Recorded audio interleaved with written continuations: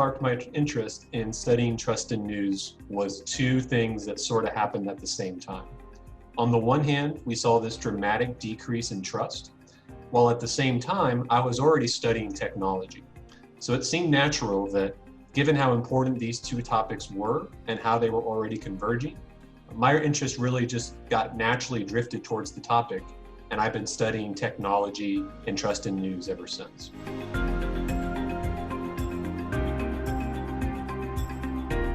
So something that my research has shown time and time again is that our trust in news is very much so driven by our own pre-existing biases and our trust in what others think about news.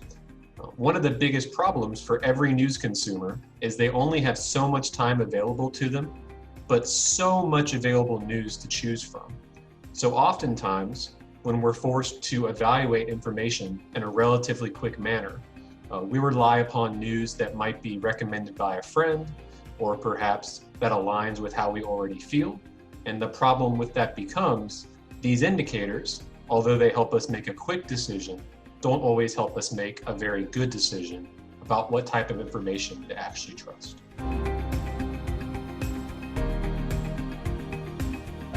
So one area of research that has been growing a lot for me is focusing on automated news and how automation impacts trust. So we know that automation is contributing to more and more news articles that we read every day. What my studies have found is that when automation is just seemingly involved in the process, that's enough to undermine trust. And one reason we think that might be happening is because it's surprising to see a robot writing the news. We might expect it to be shipping our Amazon order or vacuuming our carpet, but we're not quite comfortable yet with news articles being written by automation, at least all on their own.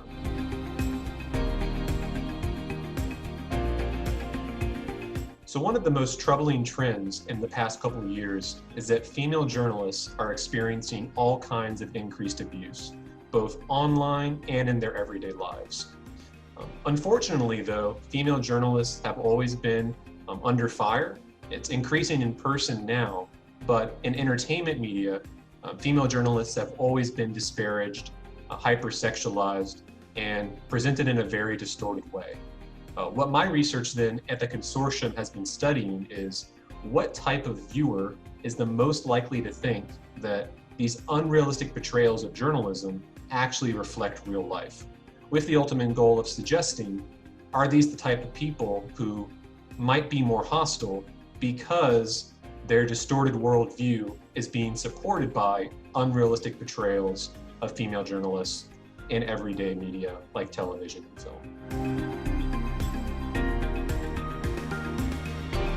So future research on trust in news is probably going to be converging on how much do people trust algorithms relative to other cues to trustworthiness that used to be very important.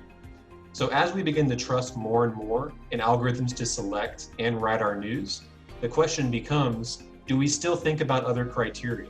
So do we still care if it comes from a legacy news source? Do we still care if it is recommended by a trustworthy friend? Comparisons of traditional markers of trust and new digital markers of trust inside the same study is probably the new horizon for studying these journalism-related effects.